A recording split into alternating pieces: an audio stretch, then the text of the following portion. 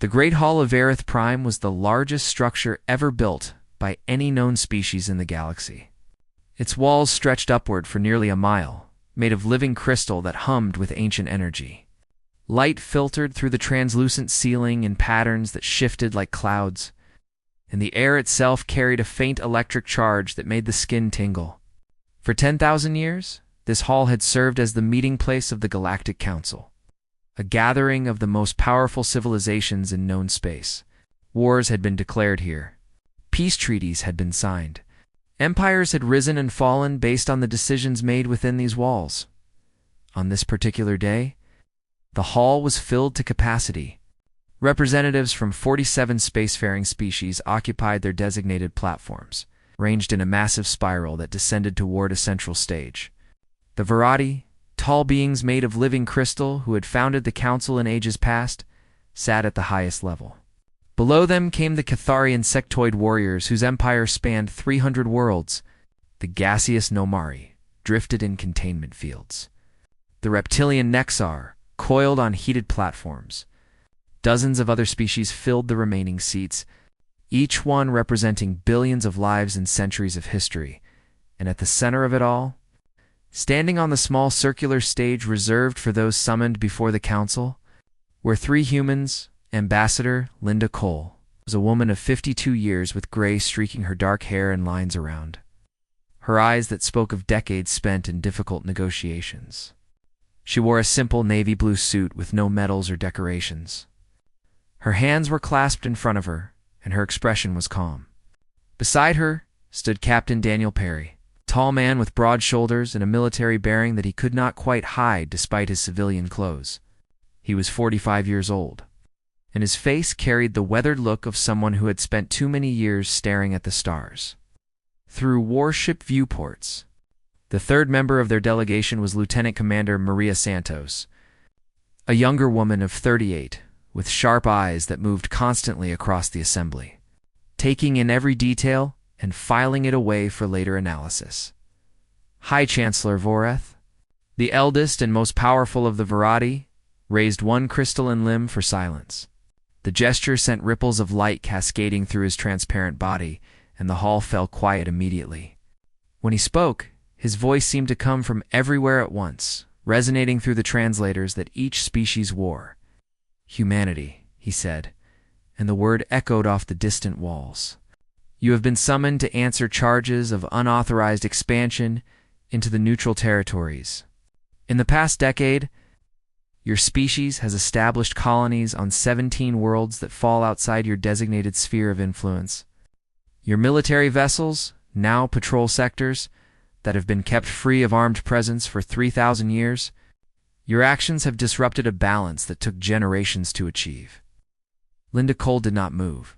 She kept her eyes fixed on the High Chancellor and let his words wash over her without reaction. "Kethari have registered formal complaints," Voreth continued. "The Nomari Collective has expressed deep concern. Even our allies among the Vorsk have questioned whether humanity can be trusted to respect the boundaries set by this council." He paused, and his crystalline form pulsed with a deep blue light. "You have been given the opportunity to address these charges. The council will hear your defense." The hall was silent. Thousands of alien beings watched the three humans with expressions that ranged from curiosity to hostility to something that might have been hope. Many of them had never seen humans in person before. They knew humanity only through reports and rumors. Stories of a young species that had burst onto the galactic stage barely 2 centuries ago and had been expanding ever since. Some called them aggressive. Others called them reckless. A few, speaking in whispers, called them dangerous. Linda Cole took a single breath. Then she spoke, and her voice was quiet. "High Chancellor Voreth, members of the Council, we thank you for the opportunity to appear before you today. We have listened carefully to the charges presented against us, and we understand the concerns that have been raised." She paused, and her eyes moved slowly across the assembly. "We have not come here to defend our actions. We have not come here to argue that our expansion was justified or necessary. We have not come here to make demands or to threaten consequences if our interests are not respected." A murmur rippled through the hall. The Cathari ambassador clicked his mandibles in confusion. The Nomari swirled within their containment fields. Even High Chancellor Vorath seemed taken aback, his crystalline form flickering with uncertain light. "We have come here to listen," Linda continued. "We have come here to understand why our presence in the neutral territories has caused such concern. We have come here to learn what peace means to each of the species represented in this great hall." The murmur grew louder. Several delegates began speaking to each other in their native languages, and the translators struggled to keep up with the sudden burst of activity. Daniel Perry kept his eyes forward, his face expressionless. Maria Santos noted which species seemed most agitated, and which seemed most intrigued. The Vexor ambassador, a massive reptilian creature covered in armored scales, rose from his heated platform. "Is this some kind of trick?" he demanded, his voice a deep rumble that the translator rendered in harsh tones. "You are accused of violating sacred boundaries, and your response is to offer nothing. No explanation, no justification, no trick," Linda said calmly. "We simply believe that understanding must come before negotiation. How can we discuss peace if we do not first understand what peace means to those we have wronged?" "You admit wrongdoing?" another voice called out. This one came from the Vorsk delegate, a slender being with pale skin and large dark eyes that seemed to see everything at once. "We admit that our actions have caused harm," Linda replied. "Whether that harm was intentional or not does not change the fact that it exists. We are here to understand the nature of that harm, and to find a path forward that honors the concerns of all parties." High Chancellor Vorath leaned forward, and his ancient eyes studied the human ambassador with an intensity that seemed to pierce through her very soul. He had ruled this council for 300 years. He had seen countless delegations stand where Linda Cole now stood, and he had learned to read the truth behind their words. Some came with genuine desire for peace. Others came with hidden agendas and secret ambitions. A few came simply to buy time before the inevitable war, but he had never seen anyone come simply to listen. "You ask us to believe," he said slowly, "that humanity seeks nothing from these proceedings except understanding." Linda met his gaze without flinching. "I ask you to give us the chance to prove it. Let us hear from each member of this council. Let us understand your histories, your fears, your hopes for the future. And then when we have truly listened, let us discuss what peace might look like." The hall fell silent once more. The weight of 10,000 years of history pressed down upon the assembly. Wars had been started with far less provocation than humanity had given. Entire species had been wiped from existence for smaller transgressions. But something in Linda Cole's quiet voice gave the council pause. Something in her willingness to stand before them without weapons or defenses or demands made them hesitate. It was a small thing, perhaps. A moment of uncertainty in a galaxy that had seen too much certainty lead to too much death. High Chancellor Vorath made his decision. "The council will reassess until tomorrow," he announced. "Private audiences will be arranged for the human delegation to meet with each member species individually. We will hear what they have to say." He paused, and his crystalline form pulsed with light one final time. "And we will see if their silence speaks louder than their words." The days that followed were unlike anything the Galactic Council had ever witnessed. The human delegation did not rest. They did not retreat to their quarters to strategize or plan their next move. Instead, they began a quiet pilgrimage through the diplomatic halls of Verith Prime, meeting with each species one by one, asking questions that no one had expected them to ask. Linda Cole started with the Cathari. The insectoid warriors who had lodged the most formal complaints against humanity. Their ambassador was an ancient creature named Vexor, whose carapace was covered in scars from battles fought long before humans had even discovered fire. He received her in the traditional Cathari manner, standing in a circular chamber lined with weapons from every war his species had ever fought. The walls told a story of blood and honor that stretched back 50,000 years. "You wish to understand us," Vexor said, his mandibles clicking with what the translator rendered as skepticism. "Then you must first understand our songs." Linda nodded. "I would be honored to hear them." What followed was 18 hours of ritual chanting. The Cathari did not record their history in books or databases. They sang it. Every battle, every fallen warrior, every victory and defeat was preserved in complex vocal patterns that took years to master. Vexter sang of the great hive wars that had nearly destroyed his species. He sang of the first contact with the Virati, which had ended in a massacre that took 3 generations to forgive. He sang of children lost to famine and plagues that swept through colony worlds. He sang of heroes who had sacrificed everything for their people. Linda sat and listened. She did not interrupt. She did not check her communicator or show any sign of impatience. When Vexter paused to drink the nutrient fluid that sustained his aging body, she waited in respectful silence. When he resumed, she gave him her full attention once more. By the time the songs ended, Vexter was exhausted. His compound eyes studied the human woman who had sat through his entire history without complaint. No outsider had ever done such a thing. The Virati had tried once and had given up after 4 hours. The Nomari had simply refused, claiming that individual histories were meaningless to a collective consciousness. "You did not grow restless," Vexter observed. "Your kind are known throughout the galaxy for your impatience. You rush from one thing to the next, like insects fleeing a burning hive. Yet you sat here for 18 hours and listened to the songs of a species you have never met." Linda considered her response carefully before speaking. "Every battle you sang about reminded me of battles my own people have fought.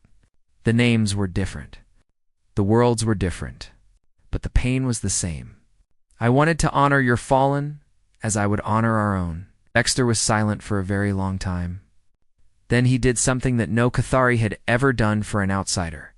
He inclined his head in the gesture reserved for warriors of proven worth, those who had earned respect through blood and sacrifice. "Perhaps," he said slowly, "we have misjudged your species." While Linda met with the Cathari, Daniel Perry was engaged in his own form of diplomacy. The Vexar had demanded to meet with a military representative, and Daniel had volunteered without hesitation. The reptilian warriors received him in their embassy, a structure kept at temperatures that made humans sweat and gasp for breath. Daniel removed his jacket, but did not complain. The Vexar general was named Krath, a massive creature who had led armies across a dozen worlds. He looked at Daniel with the cold eyes of a predator assessing prey. "You are a warrior," he said. "I can see it in the way you hold yourself. Tell me, human, how many beings have you killed?" It was a test. The Vexar respected only strength, and they measured strength in bodies. A warrior who had never taken a life was not worth speaking to. Daniel met the general's gaze without flinching. "I have commanded vessels in 3 major engagements: the battles of Proxima Station, the Kepler Corridor, and the defense of New Geneva. Total enemy casualties under my command were approximately 12,000. Krath's eyes widened slightly. 12,000. That is a respectable number. He leaned forward, his armored scales scraping against the stone floor. "And how do you feel about those deaths?" "I regret every single one," Daniel said quietly. "Not because we were wrong to defend ourselves, but because every death represents a failure. A failure to find another way. A failure to understand our enemies well enough to avoid the conflict entirely." Ow. This was not the answer Krath had expected. Among the Vexar, regret was weakness.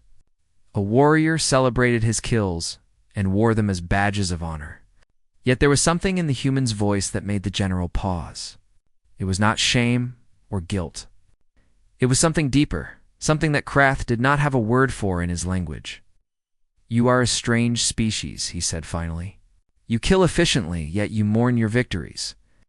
I do not understand you." "Perhaps that is why we are here," Daniel replied. "To help you understand." Ria Santos faced perhaps the most difficult challenge of all. The Nomari were not individuals, but a collective consciousness. Billions of gaseous beings who shared thoughts and memories across vast distances. They had agreed to meet with her, but only if she submitted to a mind touch, a process that would allow their consciousness to brush against hers. The experience was deeply uncomfortable. Maria sat in a sealed chamber while the Nomari presence surrounded her, flowing through the air like mist. She felt their thoughts pressing against her mind, not invading, but observing. They experienced her loneliness, the isolation that all solid beings felt. The terrible weight of being trapped in a single body with no connection to others of her kind. For 3 days, Maria endured this examination. She let them see her fears, her doubts, her memories of childhood and loss and love. She did not hide anything from them, because she understood that the Nomari valued honesty above all else. To them, deception was impossible. And any species that tried to hide their true nature was not worth trusting. When the mind touch finally ended, Moria collapsed from exhaustion. Her head pounded with the worst headache she had ever experienced, and her thoughts felt scattered and strange. But she had also gained something precious. She understood now why the Nomari feared solid beings. The loneliness of individual existence terrified them. The idea of being trapped in a single mind, cut off from all others, was their equivalent of death. The Nomari representative, speaking through a translation device that rendered their thoughts into words, said something that made Maria's sacrifice worthwhile. You chose to feel our isolation without complaint. You carried our loneliness as your own burden. No other species has ever volunteered for such vulnerability. We see now that humans are not the aggressive conquerors we feared. You are something else entirely. Something we do not yet have a name for. Word of these meetings spread quickly through the council. The humans were not negotiating. They were not making deals or forming alliances. They were simply listening, absorbing the histories and fears of species that had never felt truly heard by anyone outside their own kind. It was such a small thing, and yet it was changing everything. High Chancellor Vorath watched these developments from his private chambers, and for the first time in 300 years, he felt something that might have been uncertainty about what would happen next. On the 9th day of the delegation's stay on Varith Prime, everything changed. The morning had started quietly, with Linda Cole preparing for her scheduled meeting with the Vorsk trade delegation. Daniel Perry was reviewing security protocols in his quarters, and Maria Santos was writing detailed reports on her experiences with the Nomari Collective. None of them expected the alarm that suddenly echoed through the diplomatic complex. The sound was sharp and piercing. It's a frequency designed to cut through any conversation and demand immediate attention. Linda was on her feet within seconds, her communicator already in hand. The message that came through made her blood run cold. A human colony ship called the Horizon. It's been intercepted in the neutral territories by a Virati patrol fleet. The ship carried 3,000 civilians, families who had been traveling to establish a new settlement on a world that humanity had surveyed 2 years earlier. They had no weapons capable of threatening the Virati vessels. They were completely defenseless. The patrol fleet commander had ordered the Horizon to surrender and prepare for boarding. When the human captain had requested time to contact Earth for instructions, the Virati had responded by powering up their weapons systems. The situation was escalating rapidly. There was no telling how it would end. Linda rushed to the council chamber, where delegates from dozens of species had already gathered. The great hall was filled with murmuring voices and anxious movements. Holographic displays showed the standoff in real time. The tiny human vessel, surrounded by 47 Virati. Warships like a mouse trapped by a circle of cats. High Chancellor Vorath stood at the center of the chamber, his crystalline form pulsing with agitated light. When Linda entered, every eye in the room turned toward her. She could feel the weight of their expectations pressing down on her shoulders. This was the moment they had been waiting for. This was the test. Daniel Perry arrived moments later, his face grim. He moved to Linda's side and spoke in a low voice that only she could hear. The Resolute is 6 hours away at maximum speed. If we send a distress call to Earth Command, we could have a battle group here in 12 hours, in the Virati fleet. Linda asked. 47 ships, all heavy cruisers. They outgun the Horizon by a factor of 20. If shooting starts, those civilians are dead. Maria Santos joined them, her tablet displaying tactical data and communication logs. The patrol commander is named Crystallis. He has a reputation for strict enforcement of territorial boundaries. 3 years ago, he destroyed a Cathari smuggling vessel that refused to surrender. No survivors? Linda absorbed this information in silence. Around her, the council delegates watched and waited. The Vexer General Krath had a predatory gleam in his eyes, clearly expecting the humans to respond with force. The Cathari ambassador, Vexter, clicked his mandibles nervously, perhaps remembering the songs he had shared with Linda just days before. The Nomari collective swirled with visible agitation. The choice before Linda was impossible. If she called for military support, humanity would be seen as the aggressors, willing to start a war over a territorial dispute. Every relationship they had built over the past 9 days would crumble. The Council would have all the justification they needed to impose sanctions, blockades, or worse. But if she did nothing, 3,000 innocent people might die. She closed her eyes for a moment and thought about everything she had learned. Since arriving on Varith Prime, she thought about the Cathari songs of loss and the Nomari fear of isolation. She thought about the Vexer respect for strength and the Vorsky calculations of profit and loss. And she thought about what it truly meant to seek peace. When she opened her eyes, her decision was made. Linda walked to the center of the chamber and faced High Chancellor Voroth directly. Her voice was calm and clear when she spoke, carrying to every corner of the Great Hall. High Chancellor, I would like to request the Council's assistance in resolving this situation peacefully. The chamber erupted in chaos. Delegates shouted over each other in a dozen different languages. The translators struggled to keep up with the sudden burst of activity. Even Vorath seemed stunned, his crystalline form flickering with colors that had no name in any human language. "You ask us for help?" he said when the noise finally subsided. "This is a matter between your vessel and our patrol fleet. It is not a council concern." "With respect, High Chancellor, it is very much a council concern," Linda replied. "This situation exists because of tensions between our species, tensions that this council was created to address. I am not asking you to take sides. I am asking you to help us find a way forward that does not require anyone to die. And if we refuse..." The question came from the Vorsk delegate, whose dark eyes studied Linda with calculating interest. "Then we will do our best to resolve the situation on our own, without violence if possible." Linda paused and took a breath before continuing. "But I believe this council is capable of more than watching from the sidelines while innocent lives hang in the balance. I believe that the ideals this institution was founded upon still mean something." Silence fell over the chamber once more. Daniel Perry stood rigid beside Maria Santos, both of them watching their ambassador with a mixture of pride and fear. They understood what Linda was doing. She was betting everything on the hope that the council would choose to be what it claimed to be. General Krath rose from his platform, his armored scales catching the light. "This is madness," he growled. "No species surrenders control of its own people to outsiders. This human is either a fool or a coward." "Perhaps," Vexler replied, his ancient voice cutting through the tension. "She is neither. Perhaps she is something we have not seen before." The Nomari collective spoke next, their whispered voice carrying strange harmonics. "The human opened her mind to us without reservation. She carried our loneliness as her own. Such a being does not ask for help out of weakness. She asks because she understands that true strength sometimes means trusting others." High Chancellor. Voroth listened to the debate with ancient patience. He had seen countless crises during his 3 centuries of leadership, and he had learned that the most important decisions were often made in moments like this one. The galaxy was watching. Whatever happened next would shape the relationship between humanity and the Council for generations to come.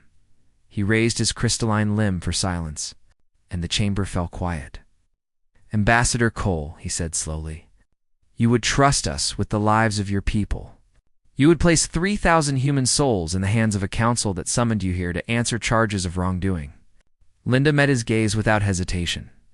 "I would trust this council to be what it claims to be, a body dedicated to peace, a gathering of civilizations that have chosen cooperation over conflict."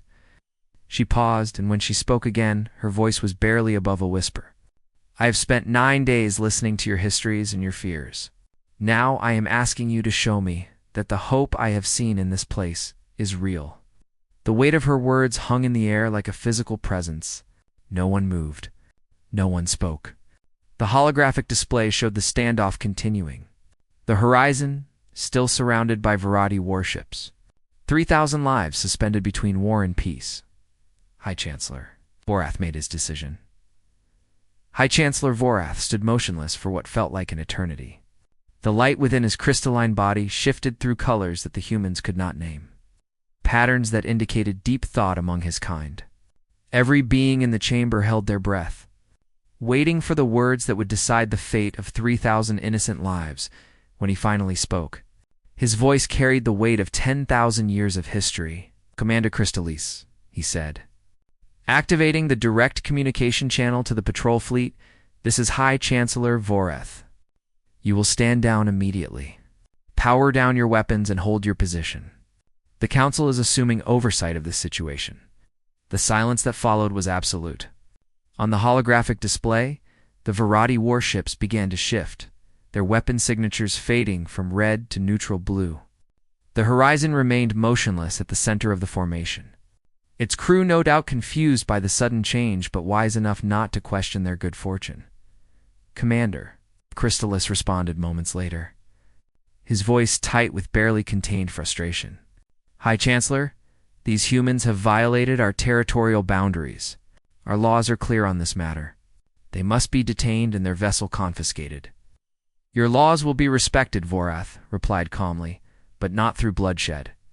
The human delegation has requested council mediation, and I have granted their request.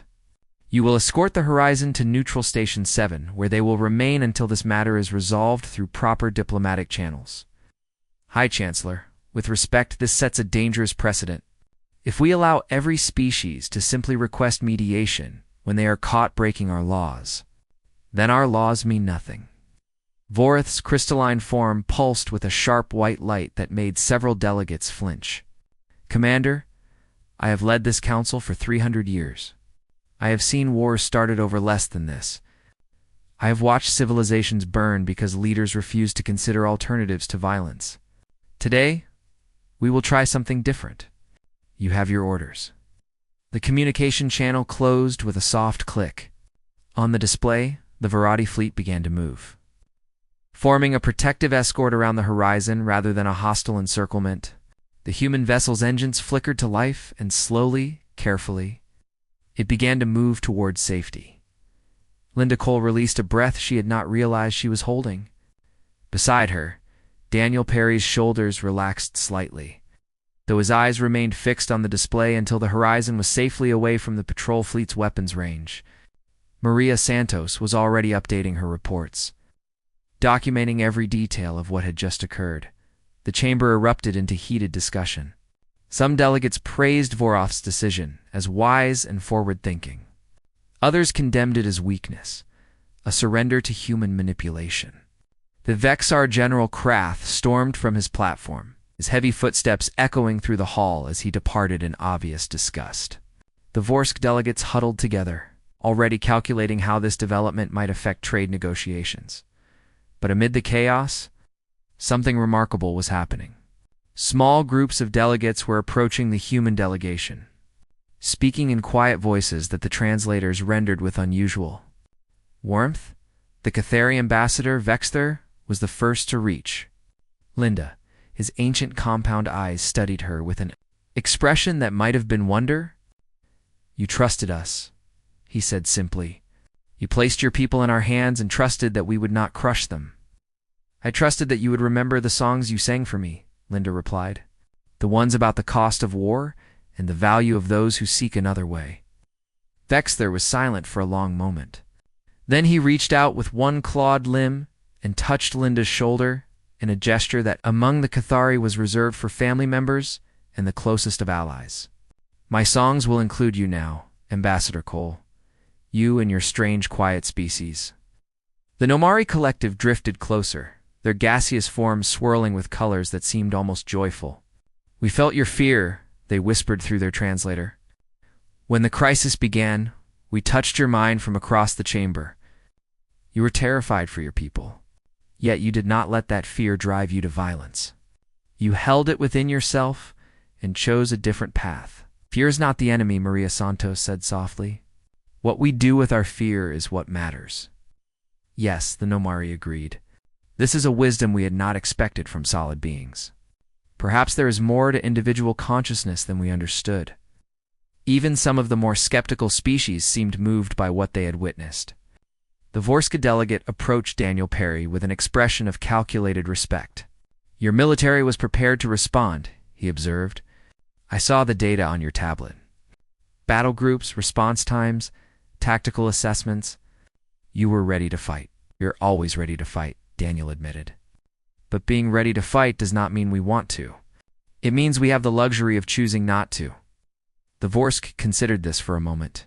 A species that can fight but chooses not to is more dangerous than one that fights without thinking. "You understand the value of restraint. This makes you unpredictable in ways that concern me."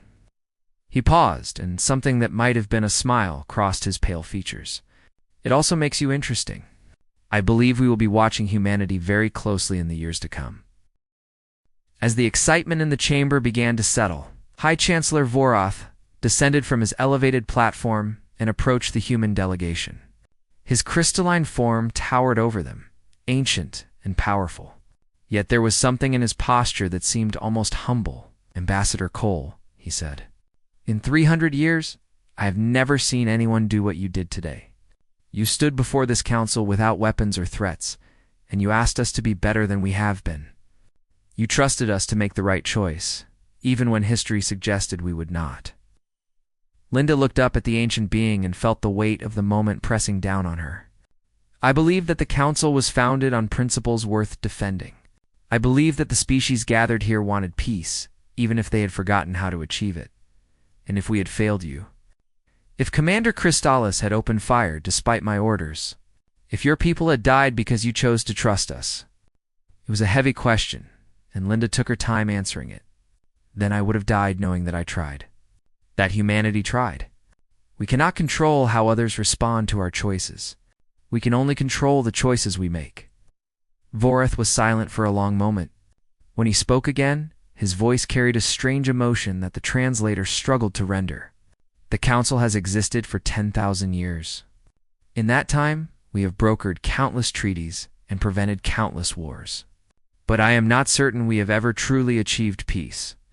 We have achieved the absence of active conflict, which is not the same thing." He turned to look out over the chamber, where delegates from 47 species continued to discuss and debate the day's events. "Perhaps," he said slowly, "humanity can teach us the difference." Daniel Perry stepped forward and stood beside Linda. "We are not teachers, High Chancellor. We are students, just like everyone else. But we are willing to learn together if you will have us." Maria Santos nodded in agreement. "The galaxy is vast and old. Humanity is young and small. But we have one thing that seems to be rare among the stars. We have hope. And hope, it seems, is contagious." High Chancellor Vorath's crystalline form pulsed with warm golden light, a color that Linda had not seen from him before. "Then let us begin," he said. "Let us see what hope can build." 5 years passed, and the galaxy changed in ways that no one had predicted. The negotiations that began on Bareth Prime did not end when Linda Cole and her delegation returned to Earth.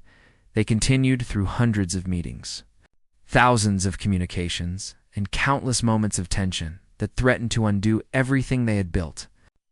There were setbacks and failures, misunderstandings that nearly led to conflicts, and days when it seemed like the old ways of fear and suspicion would triumph over the fragile hope that humanity had planted. But the hope survived. It grew slowly, like a vine climbing towards sunlight, finding cracks in walls that had stood for millennia and pushing through them with quiet persistence. The neutral territories were reorganized into a cooperative zone administered jointly by 12 species, including humanity. Trade routes that had been closed for centuries reopened, bringing prosperity to worlds that had known only isolation. Cultural exchange programs sent artists, scientists, and students across boundaries that had once been battlefields. A Cathari composer created a symphony inspired by human music, and it became the most performed piece in 3 sectors. A human painter studied under Nomari, masters and developed techniques that allowed solid beings to capture the flowing beauty of gaseous thought. Small things, perhaps. But small things have a way of adding up. The Galactic Council expanded to include 63 member species, with humanity holding a permanent advisory seat. It was not a position of power in the traditional sense. Humans could not vote on council resolutions or command council fleets, but they were present at every major negotiation, and their presence changed the way those negotiations unfolded. Species that had been enemies for generations found themselves sitting across tables from human mediators who asked simple questions and listened carefully to the answers. Conflicts that might have erupted into wars were resolved through patient dialogue. Linda Cole became Secretary General of Earth's Diplomatic Corps, a position created specifically to manage humanity's growing role in galactic affairs. She traveled constantly, moving from world to world, crisis to crisis, always bringing the same quiet approach that had surprised the Council 5 years earlier. Her hair had turned fully gray now, and the lines on her face had deepened. But her eyes remained sharp, and her voice retained its calm clarity. Daniel Perry was promoted to Admiral, though he still preferred the captain's chair on the Resolute to any desk job at Earth Command. His ship had become a symbol of human military philosophy, a vessel capable of devastating force that consistently chose restraint. Other species began to request joint patrols with human vessels, not because they needed the firepower, but because they wanted to learn the discipline that came with it. Maria Santos founded the first human no-Marie cultural center on a space station orbiting a world claimed by neither species. The center became a place where beings from across the galaxy could come to experience the art of understanding. Classes and workshops designed to teach the skills that the human delegation had, demonstrated on Vareth Prime, listening without judgment, acknowledging pain without trying to fix it, being present with others in their suffering, simple things that turned out to be remarkably difficult for most species to master. On the 10th anniversary of the Vareth negotiations, Linda Cole stood before the United Nations General Assembly on Earth. The Great Hall was filled with representatives from every nation, their faces to her, Ned toward the woman who had helped change humanity's place in the universe. Cameras broadcast her image to billions of viewers on Earth and across the colonies. Even the alien embassies had tuned in, curious to hear what she would say. Linda looked out at the assembled crowd, felt the weight of everything that had led to this moment. She thought about the council chamber on Vareth Prime, the crystalline walls, and the ancient eyes of High Chancellor Vareth. She thought about the 18 hours she had spent listening to Cathari war songs, and the 3 days Maria had endured in mind touch with the Nomari Collective. She thought about the horizon and the 3,000 lives that had hung in the balance while she made the most difficult decision of her career. When she spoke, her voice was quiet as it had always been. 10 years ago, the Galactic Council summoned humanity to answer for our actions. They expected us to defend ourselves with words or threats or shows of strength. They expected us to behave the way every other young species had behaved when confronted by powers greater than their own. She paused and looked down at her hands, remembering how they had trembled when she first stood before the council. They did not tremble now. We surprised them, not with weapons or wealth or technological wonders, but with something far simpler. We listened. We sat with beings who had been our critics and our accusers, and we heard their stories. We learned their fears. We acknowledged their pain without trying to minimize it or explain it away. The hall was silent. Every eye was fixed on the woman at the podium. The galaxy asked us for peace. They expected treaties and concessions, bargains struck between parties who did not trust each other and never would. Instead, we answered with quiet. We answered with presence. We answered with the simple act of paying attention to others as if their experiences mattered as much as our own. Linda looked up and met the eyes of the camera, knowing that her words were reaching beings on worlds she would never visit. And in that quiet, something unexpected happened. We found connection. We found understanding. We found that the barriers between species, the walls of fear and suspicion that had stood for millennia, were not as solid as everyone believed. They could be worn away by patience. They could be dissolved by genuine curiosity about the lives of others. She straightened her shoulders and allowed herself a small smile. Humanity is young among the stars. We have much to learn and far to go. But we have discovered something that older civilizations had forgotten. Peace is not the absence of conflict. Peace is the presence of relationship. It is built one conversation at a time, one moment of genuine listening at a time, one choice to trust instead of fear at a time. In the audience, Daniel Perry nodded slowly, his weathered face softened by emotion. Beside him, Maria Santos wiped tears from her eyes without embarrassment. They had been there at the beginning. They had seen what quiet could accomplish. The galaxy asked us for peace, Linda concluded. We answered with quiet. And in that quiet, we found something that none of us expected. We found each other. The applause that followed was thunderous, rising from the assembly like a wave and echoing through the great hall. But Linda Cole did not bask in it. She simply stepped back from the podium, folded her hands in front of her, and listened, because that, in the end, was what humans did best, far away, on Vorath Prime. High Chancellor Vorath watched the broadcast in his private chambers. His crystalline form pulsed with warm golden light as he heard the human ambassador's words. He had lived for over 1,000 years and had seen countless species rise and fall. He had witnessed empires built on conquest crumble into dust, while civilizations founded on cooperation endured. And now, for the first time in his long existence, he believed that the galaxy might finally be learning the lesson it had needed to learn since the beginning. That true strength was not the power to destroy, but the courage to understand.